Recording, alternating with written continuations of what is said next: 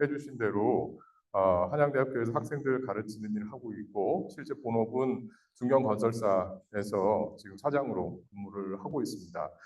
이게 이런 정비구역 지정, 그다음에 재건축 사업에 대한 이해를 말씀을 드리려면 그 내용을 좀 많이 경험하고 알고 있는 저희 실제 주민이 얘기를 하는 게 좋다고 생각을 하는데요. 제가 지금부터 14년 전인 2010년에 저희 나라의 그래도 큰 대기업 건설사 중에 한 군데인 대림산업의 그때 상무가 됐고요. 그 이후로 지금 14년 됐는데 계속해서 건설회사 임원으로 지금 실제로 일을 하고 있고 재건축 관련해서 실제 경험도 좀 많이 해본 주민이라서 오늘 이렇게 좀 많이 긴장되는 자리에 서게 됐습니다. 사실 제가 아까 말씀드린 대로 한양대학교 부동산융합대학원하고 그 도시대학원에서 1학기에는 석사생들, 2학기에는 박사생들 지금 가르치는 일을 하고 있어서 원래 이렇게 여러분들 모시고 발표하는 게 별로 어렵지 않고 편안할 거다라고들 생각을 많이 하세요. 근데 사실은 저도 저희 아파트 주민들을 매일 뵙는 분들을 모시고 얘기를 하려다 보니까 지금 엄청 떨리고 긴장이 됩니다. 사실 작년 8월 31일 날도 여기 같은 자리에서 설명회를 한번 했었고요. 그때 제가 정비사업의 이해에 대한 개괄적인 말씀을 한번 드린 적이 있습니다.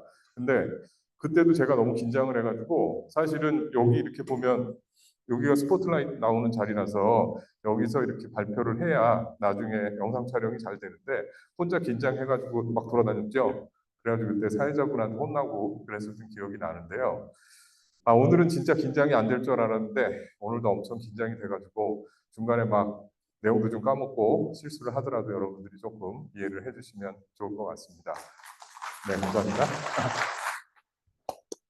네, 질문도 막 들어오신 분들이 좀 계시는데 그 정비구역 지정을 한다라는 거가요. 아까 서울시 의원님도 말씀하셨지만은 그 권한 자체가 지자체인 강남구에 있습니다.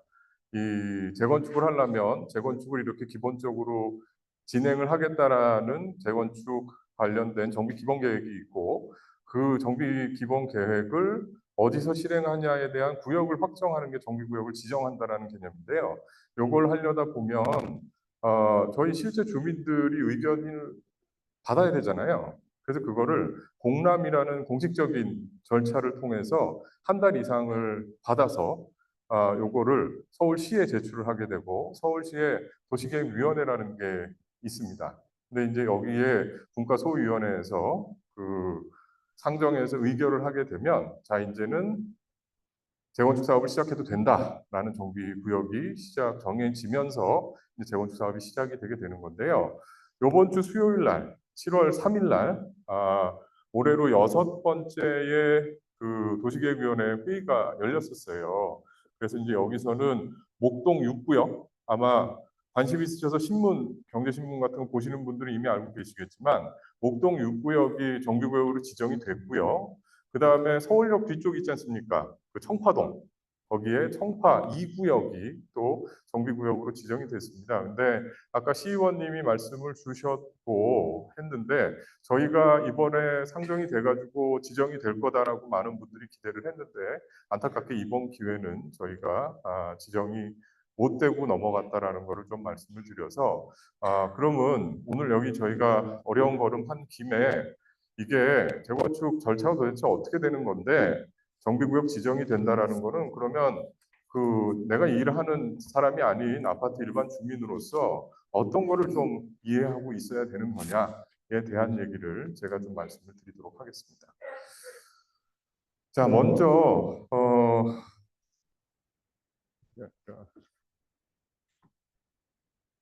네, 안 되니까 그냥 손으로 할게요. 그 정비구역 지정 전에 재건축 사업이 전체 사업 구조가 어떻게 되는지 조금 말씀을 좀 드릴게요. 이 재건축 사업이라는 거는 이제 회사나 법인이 진행하는 사업이 아니죠. 저희 그 아파트하고 상가를 갖고 있는 개개인인 우리 조합원들이 본인들이 갖고 있는 토지하고 건물을 출자를 해서 저희가 사업주가 돼서 진행을 하는 사업이라는 특징이 하나 있습니다. 그리고 모든 그 사업에서 지금 가운데 보시면은 저 파란색 글씨가 잘 안 보입니다만 수입과 지출을 뺀 게 이익이거든요. 그 번 돈에서 쓴 돈을 제외하면 얼마 돈이 남는지가 계산이 되는 거 아니겠습니까? 근데 이 재건축 사업은 저희가 이제 벌어들이는 수익이라는 게 일반 분양을 해서 분양 수익금 벌어들이는 게 하나 있고요. 저희 조합원들이 돈이 부족하면 내는 분담금이라는 게 있습니다. 근데 거기서 저희 아파트 지어주는 데 들어가는 이제 공사비하고 그다음에 이제 아파트 설계도 해야 되고 공사하다 보면 감리도 받아야 되고 우리 주민들 여러 가지 용역도 발주해야 되고 나중에 이사하게 되면 이주하는데 금융 지원도 받아야 되지 않습니까? 이제 그런 비용들인 조합 사업비까지 포함한 금액을 빼서 남은 돈을 어떻게 하냐면 이게 이제 이익이나 혹은 모자라면 분담금이 되게 되는데요. 조합원들이 투자한 투자 비율로 배분하게 되는 사업 구조를 갖고 있습니다. 목소리 울리지 않나요? 괜찮습니까? 예, 예, 예. 제가 긴장을 하긴 했나 보네요. 뭐 저한테 막 물리게 들리네. 그런데 여기서 하나 중요한 게 있는데요. 이 보통 수년 동안 계속해서 매출을 발생시키는 사업을 하게 되면은요, 어떤 해는 돈을 잃고 어떤 해는 돈을 벌어서 돈 버는 해는 돈 못 버는 해 돈을 메꿔주고 이렇게 하지 않습니까? 근데 이거는 저희가 아파트를 한번 부셨다 새로 지면은 한 번에 끝나는 거잖아요. 그래서 여기를 진행하면서 드는 이 시공 비용하고 조합 비용이 일반 분양을 해서 들어오는 매출로 커버가 되면 진짜로 다행스럽게 저희가 돈을 돌려받고 끝나는 게 돼버리는데요. 이거를 커버를 만약에 못하게 되면 그 돈을 조합원들이 분담금이라는 형태로 다 메꿔 넣어야 되는 굉장히 리스크가 있는 사업이다라는 거를 말씀을 드리겠습니다. 제가 사업 특성 하나 하고 사업 구조를 말씀을 드렸는데 여기서 두 가지 좀 짚고 넘어갈 일이 있습니다. 사업 구조에서 조합원이 사업주가 직접 된다는 거를 처음에 조금 이해를 하셔야 되는데요. 일반적으로 주택 사업을 하게 되면 회사에는요 시행사라는 그 사업을 진행하는 주체가 있고요. 그 시행사가 시공사나 뭐 설계사나 이런 많은 회사들을 거느리고 정부하고 대관을 아주 체계적으로 하면서 진행을 하게 되거든요. 제가 지금 안강그룹이라는 회사의 사장으로 재직을 하고 있는데 안강그룹에도 안강개발이라는 시행사가 있고요. 안강건설이라는 종합건설사가 있습니다. 근데 이제 두 개가 이렇게 일하는 전문가들이 하는 건데 저희 주택 재건축 사업은 저 개인이 조합원이 돼가지고 저희보다 훨씬 더 힘이 센 건설사도 상대해야 되고요. 그 무시무시한 재건축 용역사들, 막 OS 요원들, 철거회사, 뭐 그리고 저희한테 하나도 안 도와주는 관까지 상대를 해야 되는 굉장히 어려운 사업이다라는 거를 좀 말씀을 드리겠고요. 또 하나는 결국에 저희가 이 나중에 비용을 다 커버를 못해서 조합원들이 돈을 메꾸는 부담금을 내는 그런 상황이 오지 않으려면 사실은 이 분양 수익금이 많아지면 되잖아요. 저 강남 사는데 아파트 비싸게 받으면 얼마나 좋겠습니까? 근데 이 부분이 사실은 정부에서 관에서 재건축 초과이익 환수라든가 아니면 분양가 상한제라든가 아니면 각종 명목을 들어서 저희가 그걸 못하게끔 여러 가지로 제재를 하는 이런 상황이 있기 때문에 수익 극대화가 대단히 어렵습니다. 그러면 이제는 저희가 재건축 사업을 하면서 신경을 써야 되는 부분이 어떤 걸까요? 예전에는 비싸게 분양가 받아서 빨리 사업하면 돈 버는 거야 라고 생각했지만 이제는 진짜로 시공사가 나쁜 짓 못하게 정말 철저하게 관리하고 저희가 쓰는 돈 한 푼 한 푼 잘 관리하는 거가 이제부터는 굉장히 중요한 부분이 될 수 있다라는 거를 꼭 명심하시고 다음 페이지로 넘어가 볼게요. 자, 요거 조금 더 말씀을 드리려고 제가 수익 증대하고 비용 절감으로 나눠가지고 왼쪽 오른쪽을 나눴는데요. 그 아파트가 좋은 아파트로 진짜로 나중에 저희가 갖고 있는 재산 가치가 극대화되는 아파트는 어떤 아파트일까요? 저희가 분양할 때 분양가가 최고로 많이 받는 아파트이기도 하지만 저희가 강남의 고급 대표 아파트에 살고 있기 때문에 저희가 강남의 최고 대표 단지로 미래 가치가 올라갈 수 있는 의사결정을 해야 되지 않겠습니까? 근데 최근에 여러분들 한번 생각해 보실 문제가 있죠. 저희가 강남에서 임대 세대 수가 제일 많이 들어오는 아파트가 된다. 혹은 저희가 정말 쾌적하게 살 수 있는 주변 환경인 제치 근린 공원을 저희가 이 사업을 하면서 포기해야 된다라는 그런 의사결정이요. 그런 의사결정 할 수도 있어요. 근데 이런 의사결정을 주민들하고 초기부터 잘 얘기하지 않으면 나중에 엄청난 시행착오가 생기지 않겠습니까? 그래서 저희 사업 초기 단계부터 주요 사안에 대해서 충분한 주민 의견을 수렴해서 시행착오를 막는다는 거 아파트 가치 극대화하는 데 굉장히 중요한 부분입니다. 그리고요. 저희 조합원들이 원하는 저희 아파트의 가치 극대화하고요. 정부에서 원하는 정말 다 같이 편하게 사는 세상의 그림이 완전히 정반대예요. 근데 저희는 이거 누구랑 같이 일해야 됩니까? 저희보다 훨씬 센 건설사 같은 이런 수많은 용역사들하고 써야 되잖아요. 이 사람들 목적은 어떤 건가요? 저희가 잘 되는 걸 바라는 걸까요? 아닙니다. 그 회사들 본인들 이익을 극대화하는 게 그들의 목적이기 때문에 특정 재건축 관련 업체한테 휘둘리는 그런 게 되지 않고 저희가 주도해서 사업을 진행하는 게 굉장히 중요한 부분이다라고 말씀드릴 수 있겠습니다. 그리고 오른쪽에 보면 비용 절감에 관련된 얘기가 있는데요. 비용 절감 관련해서는 공사비 사업비 만약에 늘어나게 되는 데서 가장 큰 원인은 주민들끼리 싸우고 다투고 불필요한 반목하게 되면 한정없이 이거 시간 늘어지게 됩니다. 그렇게 되면서 굉장히 많은 비용이 낭비되기 때문에 불필요한 주민 갈등 방지하는 거 굉장히 중요하고요. 그 다음에 또 어떤 부분이 있습니까? 이거 진행하다가 굉장히 많은 소송 같은 거 생기는 거 여러분들 많이 들어보셨죠? 이 특히 업체 선정할 때 법적 절차를 준수하지 않고 업체 선정해야 되는 시기가 아닌데 자기네 마음대로 막 업체 선정하고 한 이런 후한무치한 행동을 하게 될 경우에 여러 가지 문제가 생길 수 있고 특히 돈 쓰는 부분에 있어서요. 저희가 사업주고 저희가 진행하는 이 사업의 주인이기 때문에 주민 동의를 받고 비용 집행하는 거가 전체 사업을 성공시키는데 제일 중요한 요소다라는 것을 제가 꼭 강조를 드리고 넘어가겠습니다. 자, 저희 아예 그냥 큰 글씨로 제가 써놨는데요. 재건축에 관련된 그 어떤 관계자와 전문가를 만나서 다 물어보십시오. 우리가 재건축해서 돈을 많이 벌려면 어떻게 해야 됩니까? 라고 물어보면은요, 10명 중에 10명이 다 똑같이 얘기합니다. 어떻게 해요? 사업 진행 속도가 빨라야 된다고요. 방금 전에도 몇 가지 말씀을 드렸지만 사업 진행 속도가 느려지게 되는 데는 어떤 원인이 있습니까? 주민들이 서로 이해하고 양보하고 최선의 방법을 찾는 게 아니라 각자의 주장으로 다투면서 주민 단합이 안 되고 분열이 되는 경우.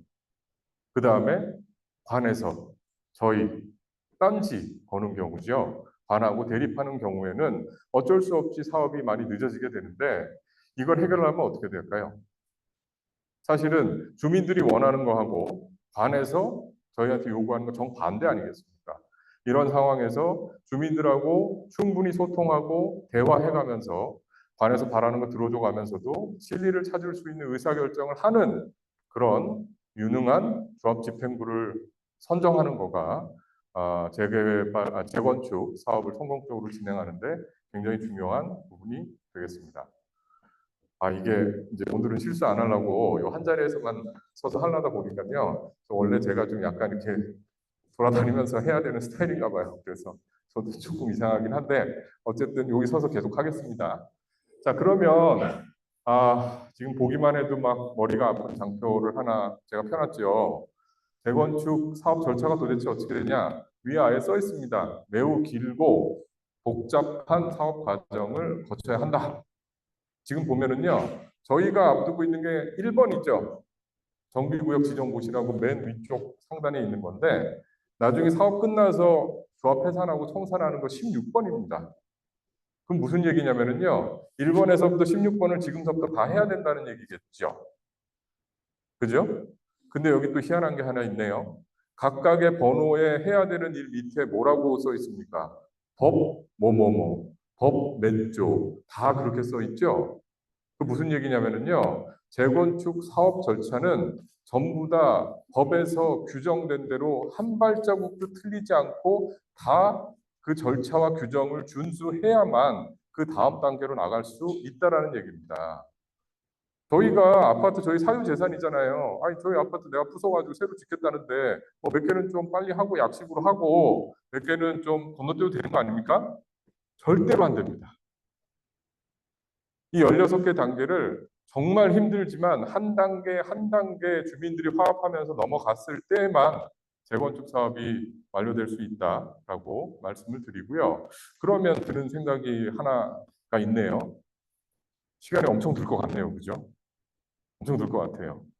예전에 얘기 듣기로 정비구역 지정돼가지고 입주하는데 10에서 15년 걸린다라는 얘기들을 아마 많이 들으셨을 텐데 사실 인정하고 싶진 않아요. 왜냐하면 지금 막 동네 플랜카드도 걸리고 뭣도 되고 하니까 빨리 이사 가서 새 아파트에 살 것 같아. 저도 그래요. 제가 작년까지 102동 살다가요, 올해 107동으로 이사를 했습니다, 옆동으로. 근데 이제 저희 집사람이 저한테 그러더라고요. 아, 여보, 우리 이제 아파트 곧 부시고 재건축할 건데, 이거 인테리어 공사를 해야 되는 거야? 라고 물어보더라고요. 그래서 제가 순간 저도 하지 말아야 되나? 근데 그래도 제가 명색이 도시공학 박사고 이 절차를 제일 잘 아는 주민 중에 한 사람인데, 여보, 이거 사실 10년은 걸리는 건데, 우리 그냥 해야 될 것 같은데, 라고 얘기를 했었는데요. 제가 최근에는 이게 정말로 얼마 걸리는지가 저도 궁금해가지고, 어저께 오후에 제가 컴퓨터에 요새 챗 GPT라는 거 있지 않습니까? AI. 그거를 검색을 해봤어요. 도대체 서울시에서 재건축하는데 최근에 평균 얼마 걸렸냐? 검색을 해보니까요. 수없이 많은 게 나오는데 결론이 9.7년 걸렸답니다. 10년 걸렸다는 얘기죠. 그렇다는 거는 이 10개가 넘는 각각의 사업 단계가 짧으면은 한 단계 거치는데 몇 개월이면 되지만 어떤 거는 몇 년씩도 걸릴 수 있다는 얘기예요. 제가 여러분들 잘 아시면서도 모르는 얘기 하나 해드릴게요. 음마 아파트 저희가 이제 정비구역 지정 고시되면 추진위원회 설립해야 되잖아요. 음마 아파트 추진위원회 몇 년도에 설립된지 혹시 아십니까? 네, 2003년입니다. 조합 설립이 작년도 9월 됐죠? 그죠? 8월 달에 그 조합 집행부 선거했었으니까요. 작년 여름에 한창 더울 때 요맘때쯤 했었던 걸로 제가 기억이 되는데 정확하게 20년 걸렸고요. 사실 음마 아파트 여기 소유하고 계신 분도 아마 계실 것 같은데 거기서 추진위원회 구성해가지고 추진준비위원회 구성해가지고 재건축 한다라고 했던 거 1999년이었습니다. 네, 맞아요. 20세기 때 하자 그랬었어요. 근데 아직도 조합 설립 단계에 있기 때문에 이거는 저희가 어떻게 하느냐에 따라서 그 기간이 굉장히 달라질 수 있는 부분이 있다라는 거를 꼭 명심을 해주시고 자 그럼 이 복잡한 16개 단계를 좀 간단하게 나눠서 중요 사항만 제가 설명을 드릴게요.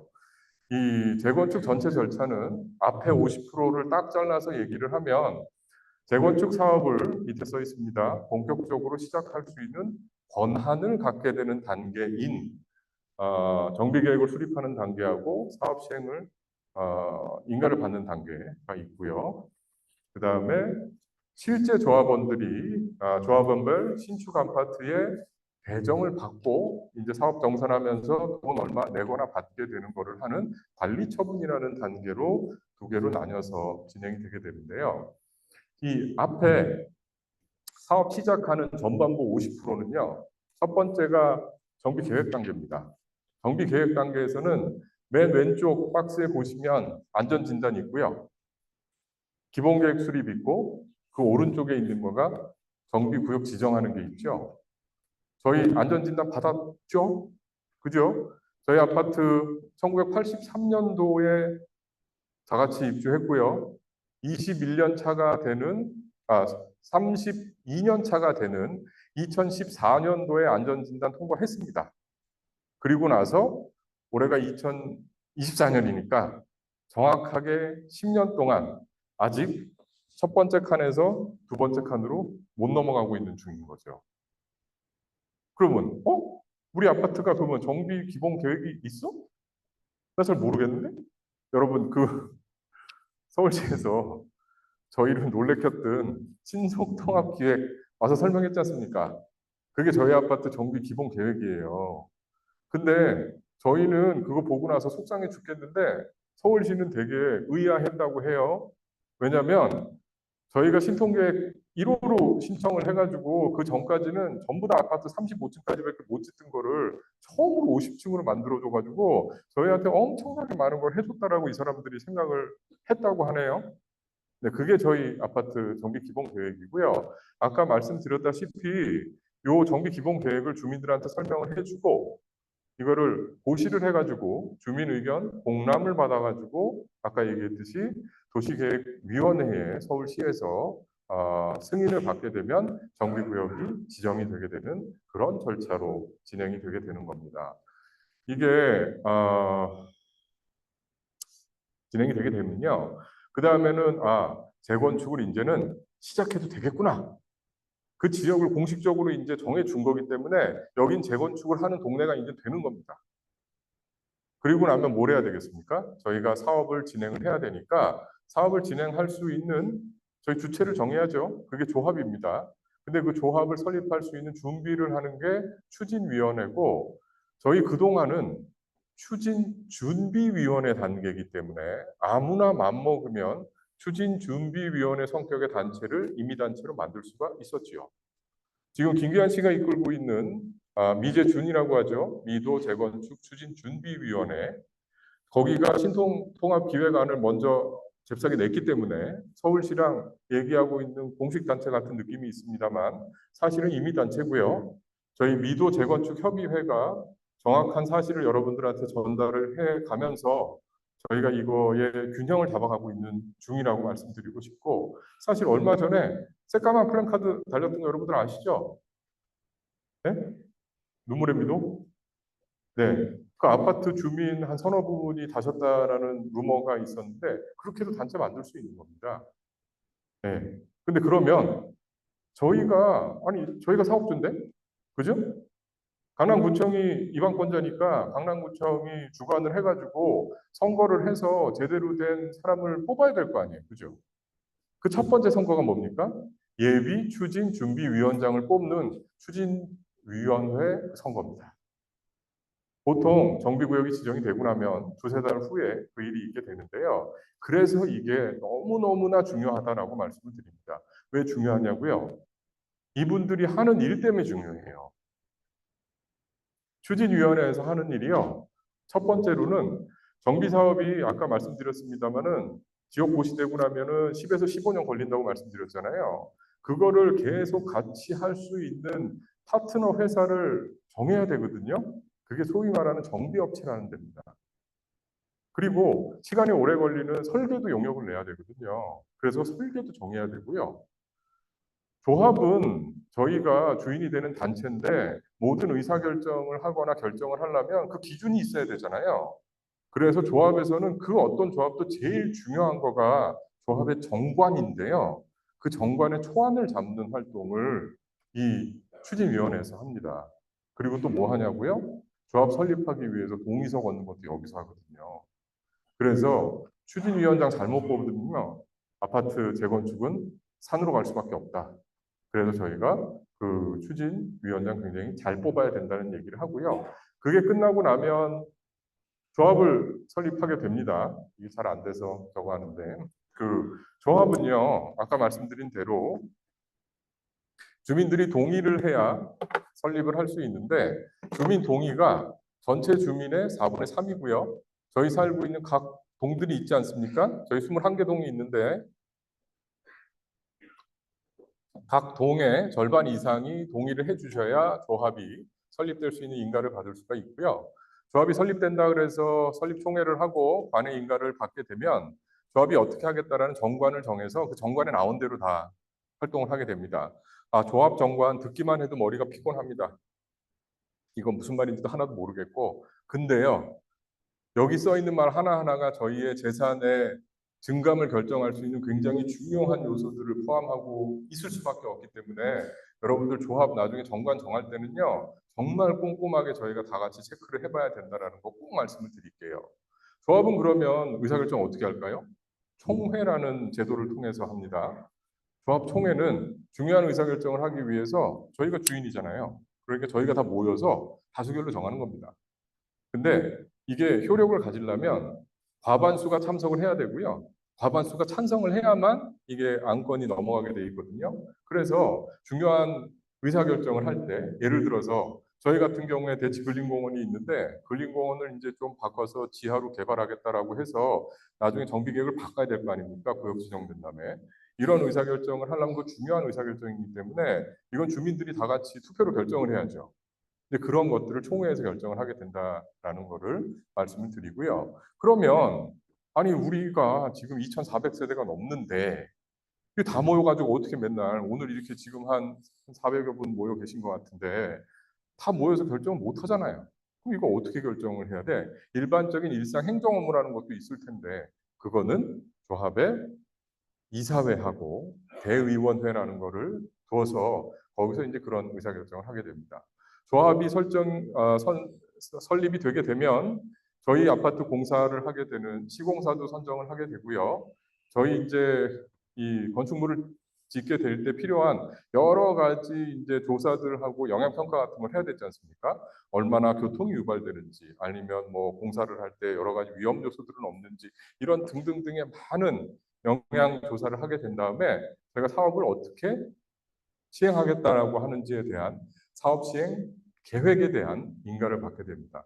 사업 시행 계획 인가가 굉장히 중요합니다.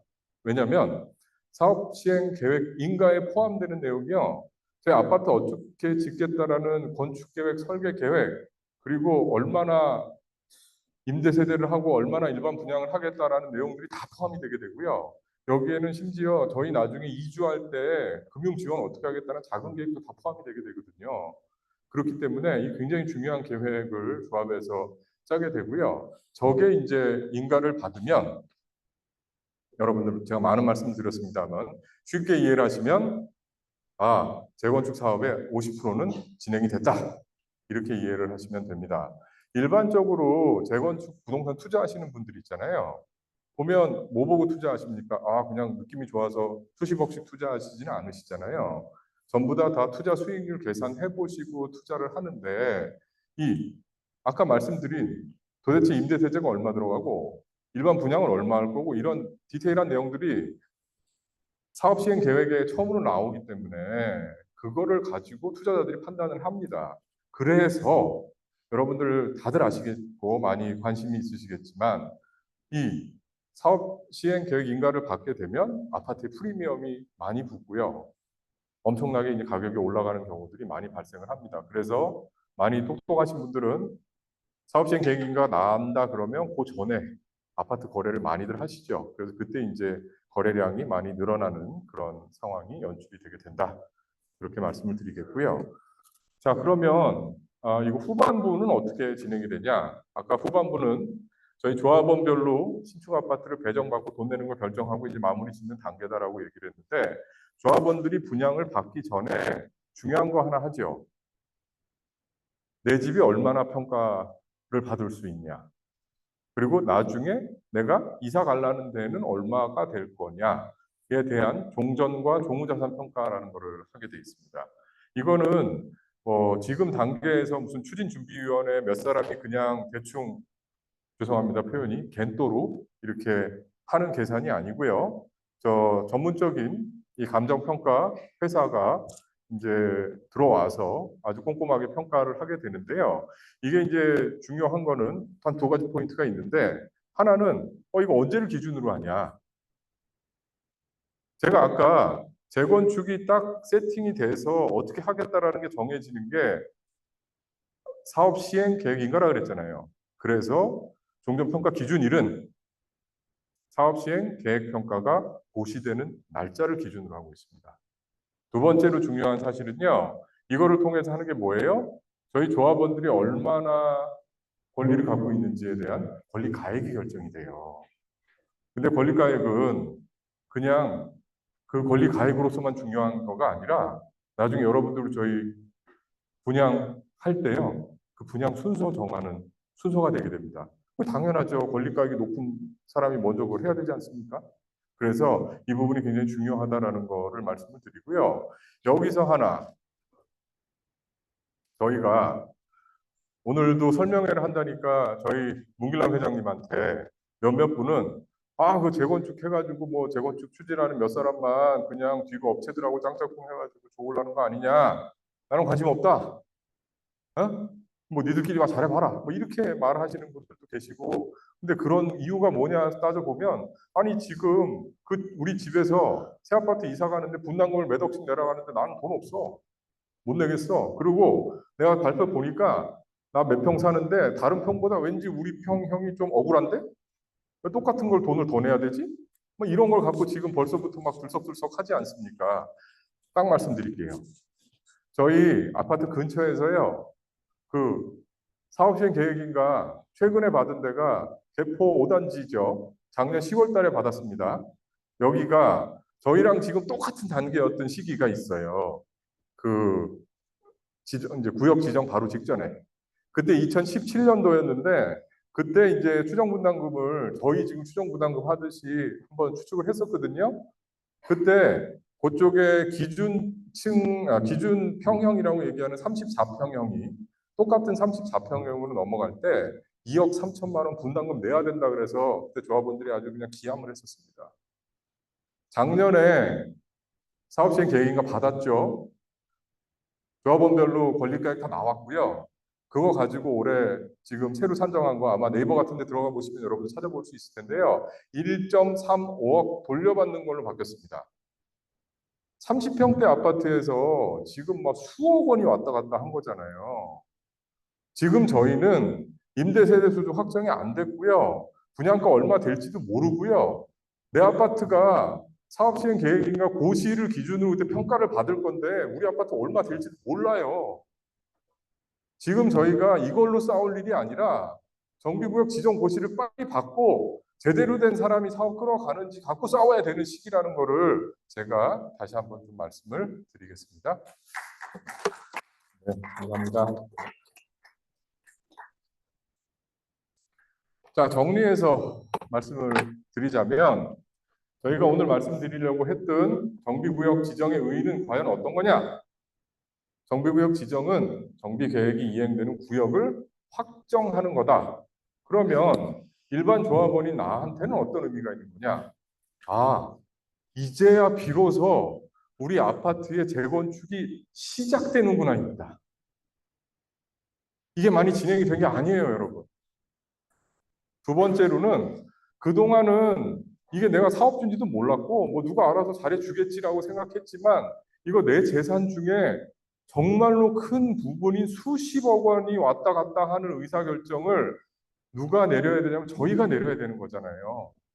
그래서 이제부터는 소유주들이 본격적으로 재건축에 관심을 가지고 이거를 직접 추진해야 된다라는 것을 받아들여야 되는 게 저희가 정비구역 지정의 의의라고 말씀을 드릴 수 있겠습니다.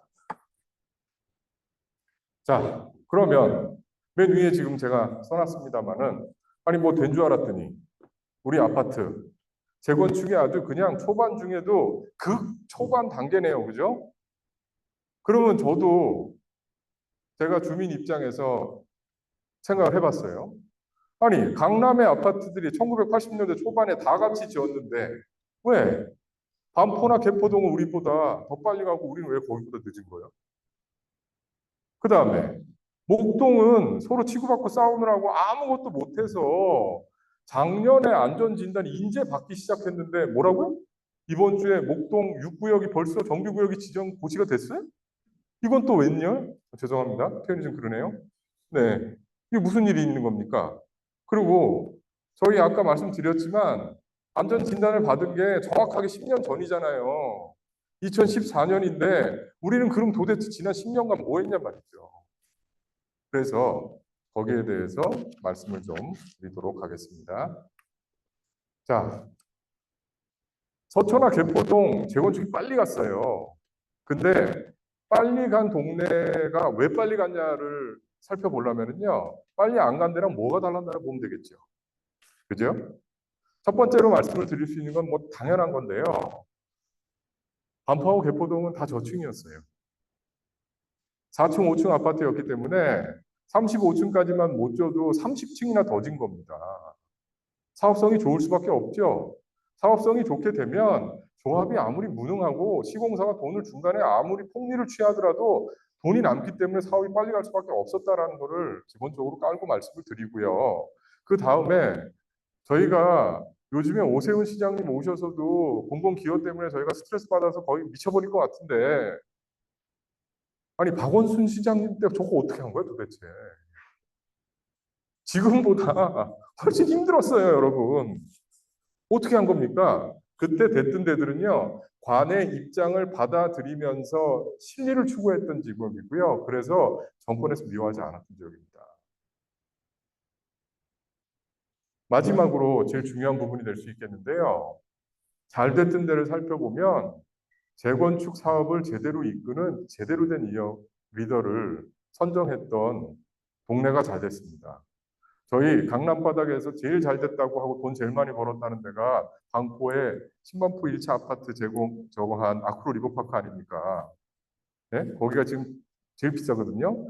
근데 거기 한영기 조합장님 뭐 말도 많이 나오지만 엄청 유능하셨었고요. 그 다음에 저희 바로 옆에 개포주공 3단지에 장영수 조합장님도 아주 요새 유튜브도 많이 나오고 유명하신 분인데, 이렇게 좋은 조합장을 저희가 잘 선택했을 때 사업이 잘 간다. 그거를 좀 자세하게 말씀드릴게요. 자, 제가 사진 4장을 펴놨습니다. 왼쪽 사진의 위쪽이 반포 1단지 1주구고요. 지금 용적률이 110%입니다. 저거 4층, 제일 높은 게 6층이에요. 용적률이 그러니까 110%밖에 안 되죠. 저기 3월 달에 착공했습니다. 레미안 트리니원 들어보셨나요? 네, 착공 들어갔어요. 그리고 밑에 개포 4단지, 저건 5층짜리 아파트였는데 용적률이 80%밖에 안 돼요. 지면 무조건 남을 수밖에 없는 거죠. 개포 자이 프레지던스, 이미 작년도 2월 달에 입주를 끝냈습니다.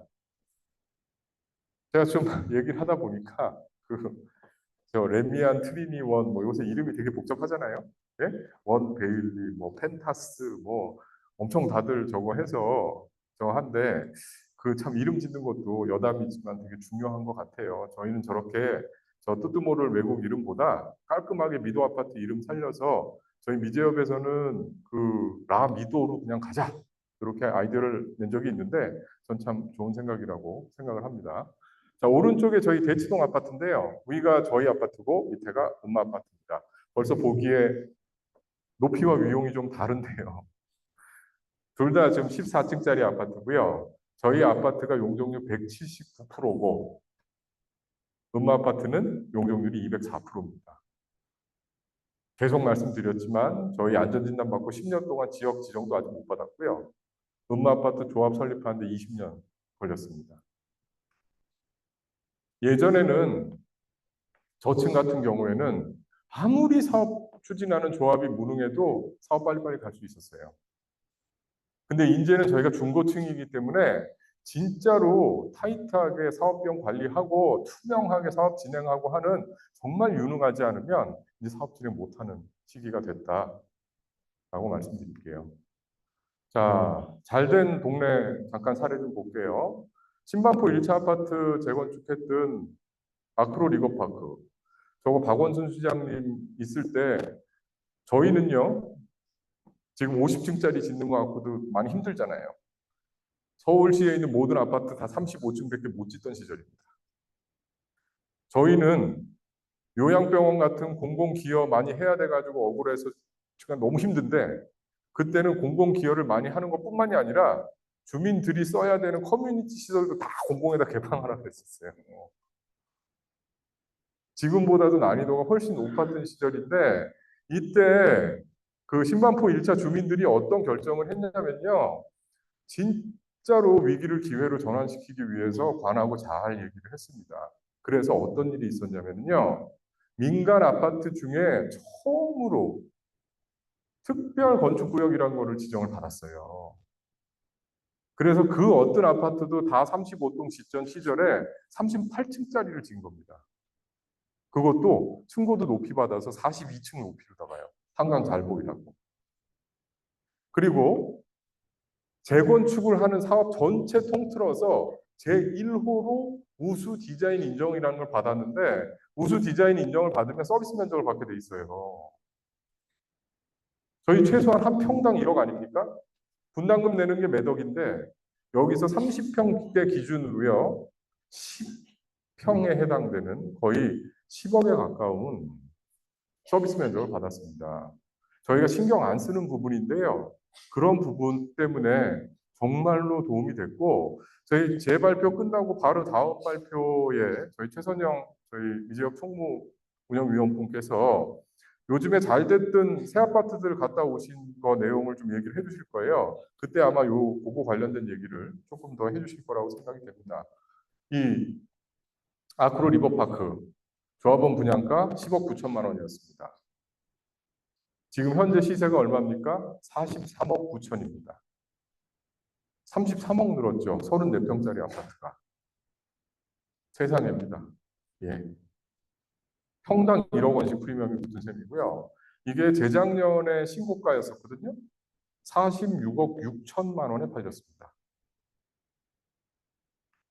개포동 사례 하나 보시면은요. DH 아너힐스. 제가 아까 미도 아파트 10년 동안 아무것도 못한 거, 음마 아파트 20년 동안 조합 설립밖에 못한 거 말씀을 드렸는데 여기는 2012년도에 장영수 추진위원장 뽑고 나서 그 해 바로 정비구역 지정하고 거의 3, 4개월 만에 조합 설립인가 하고 그러고 2년 만에 관리 처분 받고요. 2019년도에 입주했어요. 거의 강남 재건축으로는 세계 신기록입니다. 7년 만에도 할 수 있는 거를 이분이 보여줬기 때문에 저희도 할 수 있다라고 생각을 하고 있어요. 이렇게 진짜로 조합장 어떻게 뽑느냐가 재건축 사업에 굉장히 많은 영향을 줄 수 있다는 것을 말씀을 드릴게요. 자, 그러면 목동 얘기 또 안 해볼 수가 없네요. 목동 아파트가 기본적으로는 뭐 저희보다는 층수가 높진 않아요. 그래서 용적률이 한 120%에서 130% 왔다 갔다 하는 동네인데 그동안 주민들끼리 반목하고 결정적으로 정권에서 안 해주겠다 그래가지고 한치도 안전진단도 못 받았습니다. 근데 그러다가 안전진단 받기 시작한 게 2020년이 처음이고요. 작년에 대거 안전진단을 받았는데 이 중에 목동 6구역이 이번 주 수요일에 정비구역이 벌써 지정이 돼버린 거예요. 그리고 밑에도 나와 있는 목동 14단지하고 목동 4단지 있잖아요. 작년에 안전진단 받았는데 벌써 공람하고 있고요. 그리고 올해 내로 정비구역 다 지정하고 넘어간답니다. 이게 도대체 어떻게 된 일일까요? 여기 다 뭘로 진행했습니까? 신속통합기획으로 진행하는 거 받아들이는 단지입니다. 목동 6단지 같은 경우에 이번 주 수요일 날 통과된 거에 대한 신문 기사들을 아마 여러분들 자세히 보실 수 있을 것 같은데 그 단지가 저희 아파트하고 또 비슷한 내용들이 많이 있더라고요. 이 관문 경관 특화라는 거 혹시 얘기 들어보셨나요? 저도 생전 처음 들어봤는데 이게 이제 여의도 중심부하고 목동을 이어주는 그 관문이 되는 데기 때문에 경관을 특화해야 된다는 거예요. 네? 왜요? 아니, 사는 주민 입장에서는 내가 관문이 되는 게 무슨 상관이 있어요? 그냥 우리 아파트가 잘 지어지면 되는데 그 특화해가지고 디자인 특화하는데도 삼계동에는 막 돈도 많이 써야 되고 막 이런 걸 서울시에서 막 요구를 했고요. 여의도로 이어지는 입체 보행로를 만들어야 된대요. 왜? 그냥 만들래요. 그리고 저희랑 똑같게 저기는 그 안양천 있거든요. 아파트 바로 앞에. 안양천 내려가는 엘리베이터도 만들어야 되고 뭐 이런 거 저희랑 되게 비슷한 느낌 아닙니까? 저거를 다 하라고 하면서 더 내줬어요. 근데 재밌는 거는요. 정부구역 지정 받았잖아요. 목동 아파트 요새 저 네이버 부동산이나 호갱노노 같은 데서 들어가서 실거래 되는 거 한번 찾아보세요. 지금 거의 한 달에 1억씩 오르고 있습니다. 저희가 생각해 봐야 될 부분, 정말로 관에서 요구하는 거 들어주면서 실리를 챙기는 부분을 생각을 해봐야 될 부분인 것 같습니다.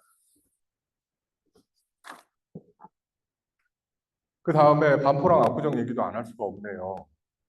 반포 이제 재건축 거의 다 끝났죠? 그죠?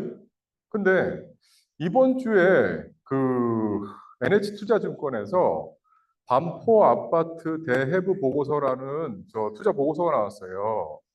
제가 이제 그 내용을 좀 쭉 살펴봤는데 그거 보다가 정말 정말 속상한 내용이 있었습니다. 반포가 재건축 초반이었던 게 2008년입니다. 그때 반포 자이 아파트 아시죠? 한때 되게 잘 나갔고 뭐 지금도 뭐 조식 서비스 이런 것 때문에 유명한데 그 아파트 지어진 2008년에 저희 대치동 아파트 가격 평균하고 반포 아파트 가격 평균이 어떻게 달랐는지 혹시 아십니까? 저희가 평당 3,200만 원이었었고요. 반포 아파트가 2,300만 원이었습니다. 제가 기사에 나온 거 비교한 거 보니까요. 그 보고서에 나온 거를 2020년도에 6,500하고 6,400으로 이미 역전됐고요. 아까 말씀드렸다시피 반포 대장 아파트인 아크로 리버파크는 지금 46억 6천이 신고가입니다. 압구정동의 30평대 기준이에요. 34평. 압구정동의 신현대 아파트 35평이 올해 3월에 최고 비싸게 팔린 게 얼마인지 아십니까? 42.5억이에요. 그래서 그 보고서에 뭐라고 써 있냐면은 반포가 대한민국의 아파트 시장의 최고다. 이렇게 써 있는 거예요. 그리고 상당 기간 앞으로도 그렇게 될 거다. 언제까지? 압구정 개발될 때까지 그렇게 된다는 거예요. 저는 그거 보면서 마음이 되게 안 좋았고, 우리가 빨리 재건축 올라타서 이런 부분들 다시 정상화, 옛날에 있었던 우리의 모습으로 되돌리려는 노력을 진짜 열심히 해야 되겠구나라는 걸 느꼈습니다. 압구정동도 한번 보시죠. 압구정동 반포 바로 옆에잖아요. 우리나라에서 한강 바로 앞에 그렇게 예쁘고 잘생긴 땅이 어디 있습니까? 사업성 당연히 좋은데 왜 반포는 빨리 가는데 빨리 못 갔습니까? 주민들끼리 서로 잘났다, 죄송합니다. 서로 다른 이견으로 치고 박았느라고 주민이 잘 뭉치지 못한 게 상대적으로 많이 늦어진 거였는데요. 그리고 뭐 35층 제한이니 뭐 한강 르네상스니 기부 체납이니 이런 것 때문에 반하고 사이도 안 좋았잖아요. 근데 요새 어떻습니까? 전체 6개 구역 중에 2에서 5구역을 저희가 재건축 특별구역으로 지정을 했죠. 그래서 3구역인가를 빼고 이제 진행을 하고 있는데 이것도 신속통합 기획으로 해서 요즘에 속도를 내고 있다라는 거 여러분들한테 꼭 강조를 드리고 싶고 그 다음에 저희 동네 얘기 마지막으로 좀 드릴게요.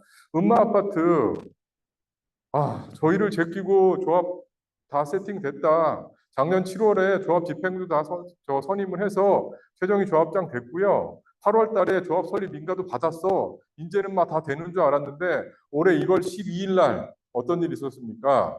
선거하는데 투명하게 하지 못해가지고 은소협이라는 저 다른 단체에서 문제 제기해가지고요. 조합장 직무집행 정지됐습니다. 조합장이 직무가 정지가 되면은요, 재건축 일이 한 발자국도 앞으로 나갈 수가 없게 돼버린 거예요. 이거 과연 잘한 일이었을지 전 잘 모르겠습니다. 근데 그래서 조합에서 이거 빨리 진행을 해야 되니까 조합장 사퇴하고 빨리 선거 다시 해가지고 하면 되잖아. 라고 얘기를 했는데 강남구에서 말을 안 들어줬어요. 야, 직무 집행 정지가 진짜로 이거 문제가 있다라고 하면 법의 판단을 제대로 받아보고 제대로 해. 이래서 지금 이거 뭐 항소심 진행되고 있는 상황이기 때문에 언제 정상적으로 다시 진행될지 기약이 없습니다. 음아파트 소유주분들 계시면 네, 제가 말씀 막 세게 드린 것 참 죄송하게 생각을 합니다.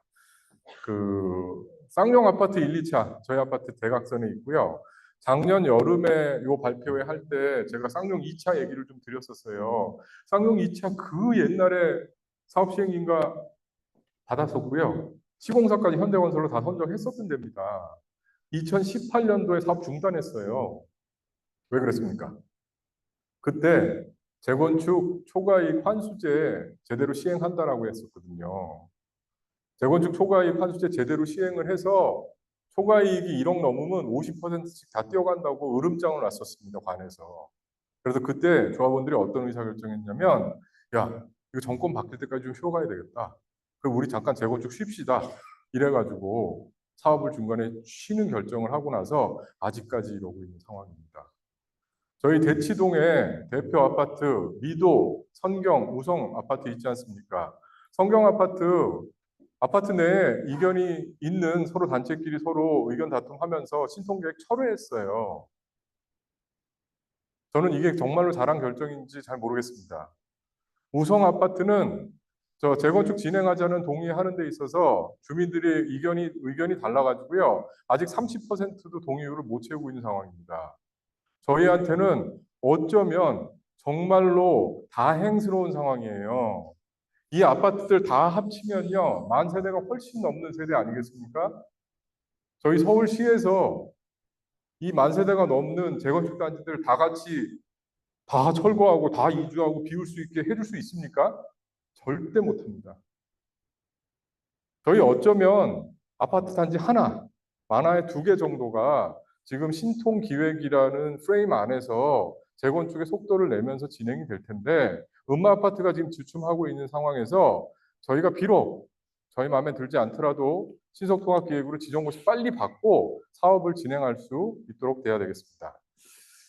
예, 제가 얘기가 조금 길어졌는데 자, 마지막으로 저희 아파트 10년 동안 뭐 했는지 한번 팩트만 한번 짚어볼게요. 저희가 2014년도에 안전 진단 받고요. 재건축 한다 그래가지고 공람 공고한 것만 이번이 3번째죠. 2018년에 한 번 했고요. 그때 무산됐죠. 19년도에 했고 또 무산됐습니다. 작년 10월 23일에서부터 11월 24일까지 신통 기획안을 냈는데 주민 공람 내라는 내용인데 주민이 의견을 내야 되지 않습니까? 저희 주민들 몇 분이 냈냐면 1583분이나 냈어요. 2363건을 냈고요. 근데 이제 그때 신속기획 통합안 중에 좀 이슈가 있었던 내용들이 있어요. 원래 이제 어느 아파트든지 제일 큰 평수가 이 좋은 조망을 가져가게 돼서 저희 같은 경우도 111동이나 이런 동들이 양재천 조망을 하게 돼 있었는데 그 신통 안에 이게 바뀐 거예요. 그래서 특정인이 살고 있다라고 얘기가 되어지는 동이 이런 동을 자리를 바꾸고 뭐 전체 20%가 이제 막 나머지 양재천 뷰로 가리는 안이 들어가 있어서 111동 주민들 중에 거의 90%가 되는 73분이 항의 내용 증명 내셨었고요. 올해는 지난 5월 달에 또 어떤 일이 있었죠? 그때 플래카드 붙었던 거 기억나시죠? 주민 제안에 뉴 설계안을 발표한다 그래가지고 저희가 다들 깜짝 놀랐었는데 설계안 듣고 나서는 더 깜짝 놀랐죠. 왜냐하면 46평하고 44평 중에 107동하고 202동, 107동은 저희가 사는 동이기도 합니다. 근데 거기가 임대 아파트하고 같이 임대존에 들어가 있었던 거예요, 설계안에. 거기다 더 기가 막힌 거는 201동하고 208동은 심지어 상가 위에다가 아파트를 올려놨어요.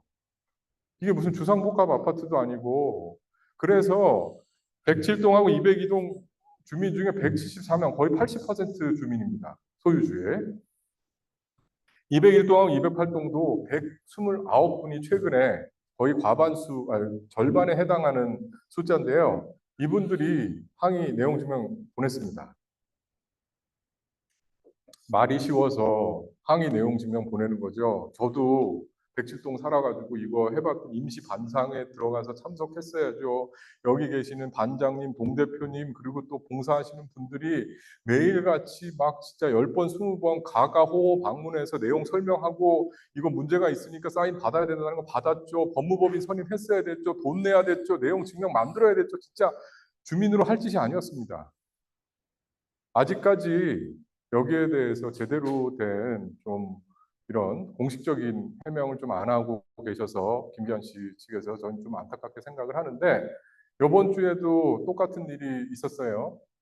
수요일 날 저희 도시계획위원회 상정돼 가지고 막 다 되는 줄 알았거든요, 저도.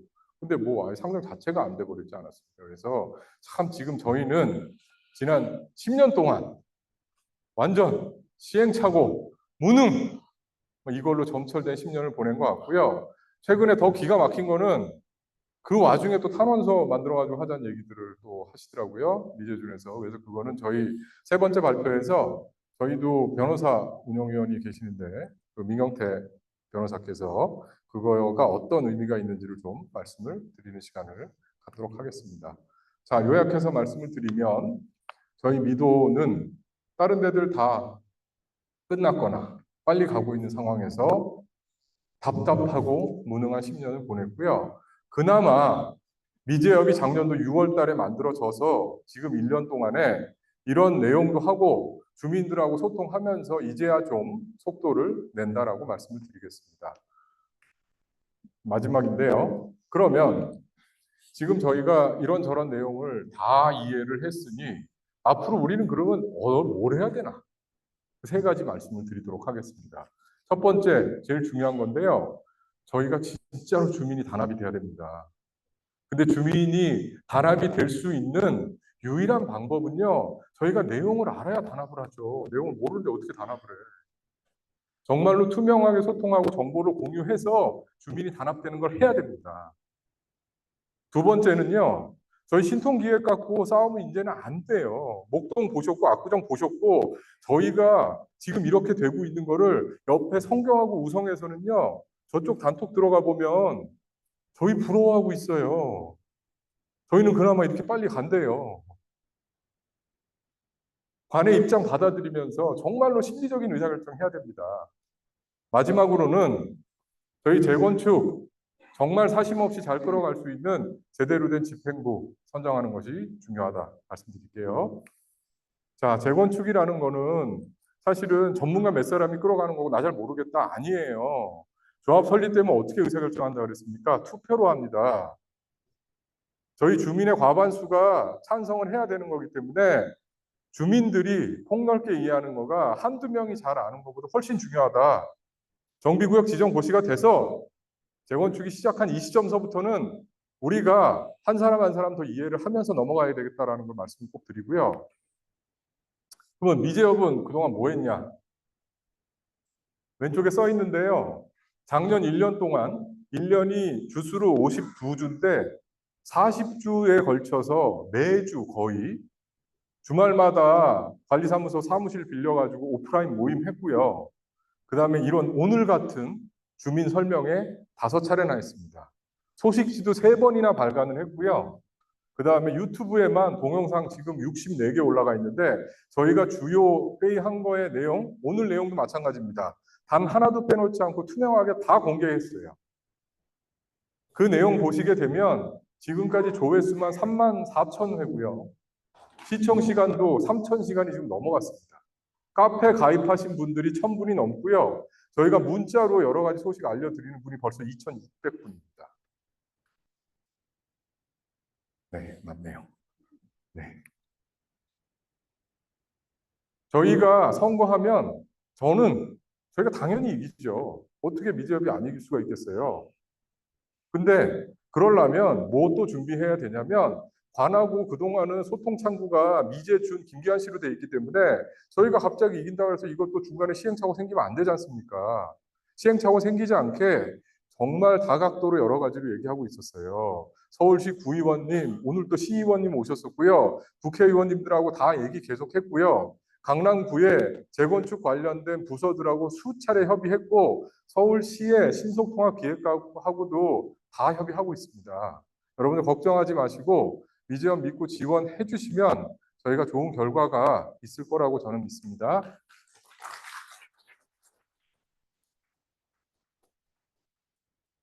아까 말씀드린 대로 신속통합 얘기는 제가 시간이 조금 길어져서 더 길게 안 하고 이거 핵심 주거 정책이고요. 절대 안 바뀌거든요. 여러분들 오세훈 시장님이 벤치마킹 하는 게 예전에 서울시장 했다가 대통령 된 이명박 대통령 전 대통령님이시잖아요. 이분 핵심 주거 정책이 뭐였는지 아십니까? 뉴타운. 네? 이 뉴타운 할 때 여러 동네를 하나로 묶어가지고 재개발한다 그래가지고요. 동네별로 난리가 났었죠. 극심한 반대 있었는데 그때 뉴타운 따라갔던 동네가 있습니다. 왕십리, 은평, 기름. 어떻게 됐습니까? 천지개벽했죠. 반면에 안 따라가고 끝까지 반대했던 데들 도시재생이라는 민명하에 아직도 겪하고 있죠. 저희 신통기획 어떻게 생각해야 되고 따라가는지 오늘 충분히 말씀드렸고, 제가 이렇게까지 말씀을 드린 이유가 미재준 쪽에서, 김기환님 쪽이 있는 쪽에서 미제업에서 자꾸 신통기획 반대한다라는 얘기를 자꾸 하시더라고요. 그렇지 않습니다. 전혀 사실이 아닌 얘기를 하고 계시는 거를 다시 한번 강조를 드리고, 그러면 미제협은 야 니네 딴 쪽으로 반대만 하는 사람들 아니야? 뭐 대안이 없잖아. 대안 계속 발표하고 있죠. 야, 신통 기획 안에서 그려놓은 그 딱 프레임 안에서 이게 최선이라서 지금 그거대로 해달라고 하면서 쓰고 있는 거 아닙니까? 저희가 작년도 7월 달에, 저희 이제 못 보신 분들은 저기 한번 유튜브 들어가서 보시면 될 것 같아요. 똑같은 신통 기획의 그 가이드라인 내에서 지금 21개 동짜리 아파트를 34개 동으로 그려놨어요. 완전 닭장 아파트로. 이 남향이 아니라 동서향으로 바라보는 게 거의 절반이었었고요. 양재천 조망되는 게 20%밖에 안 되고요. 그림에서 잘 보이실지 모르겠는데 1단지하고 2단지를 그냥 반으로 뚝 쪼개놨습니다.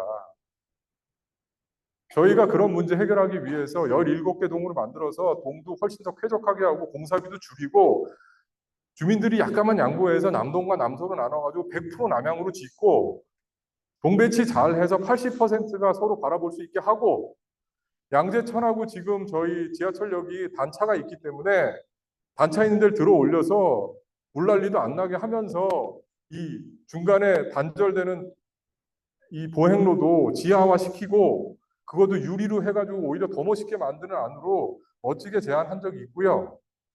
그 다음에 저희가 올해 1월에 대치근린공원 그러면 편입 안 하면 뭐 방법이 있어? 방법이 있죠. 저희가 지하 개발하자는 대안을 제시를 했었습니다.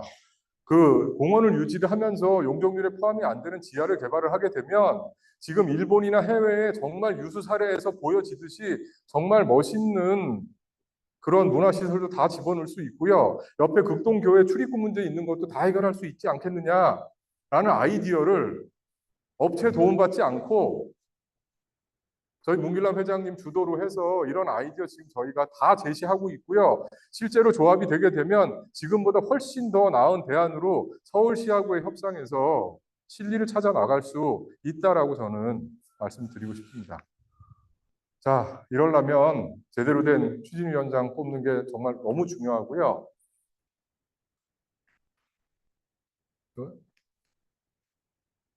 네, 이게 너무 밝아가지고 우리 문길남 회장님 사진이 조금 안 보이는데, 저희 미제협의 공동회장으로 두 분이 계시죠. 문길남 회장님, 저희 나라 유수의 건설사인 신세계건설에서 최고 시공 전문가세요. 부사장까지 하셨던 분이고, 지금도 무형 CM이 이제 컨스트럭션 매니지먼트라 그래서 건설 관리하는 회사인데, 그 회사의 지금 본부장, 도시정비본부장이시죠. 저걸로 계셔서 정말로 건축 쪽의 최고 전문가십니다.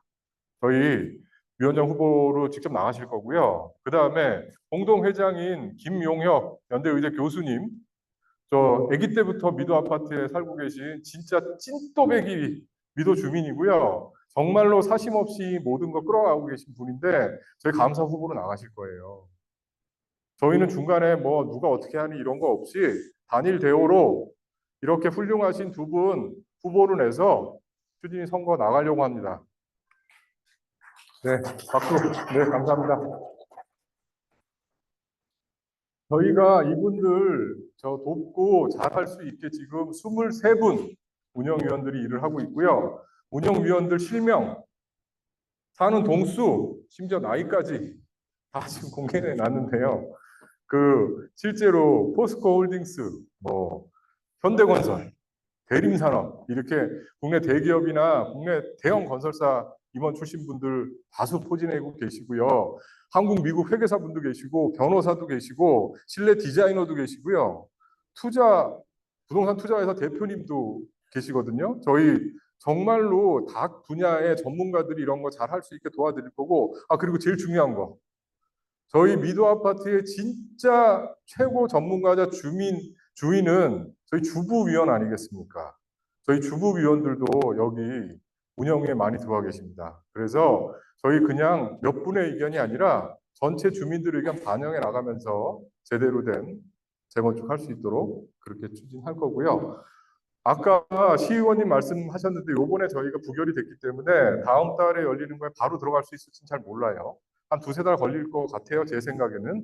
그러면 지금 7월이니까 9월, 10월 정도에 정비구역이 지정된다라고 생각을 하면 그 세팅되고 나서 보통 두 달 정도 후에 하니까 올해 연말 정도가 아마 추진위원장 선거 때가 되지 않겠나 싶습니다. 그때 정말로 저희가 주인이라는 생각으로 저 좋은 후보 투표해 주셨으면 좋겠고 저희 미제협의 모토인 투명과 소통 그리고 속도로 제대로 된 재건축을 이끌어 갈 수 있도록 저희 두 분 회장님 제가 적극 지지하고 저도 운영위원으로 앞으로 열심히 일하도록 하겠습니다. 여러분 감사합니다.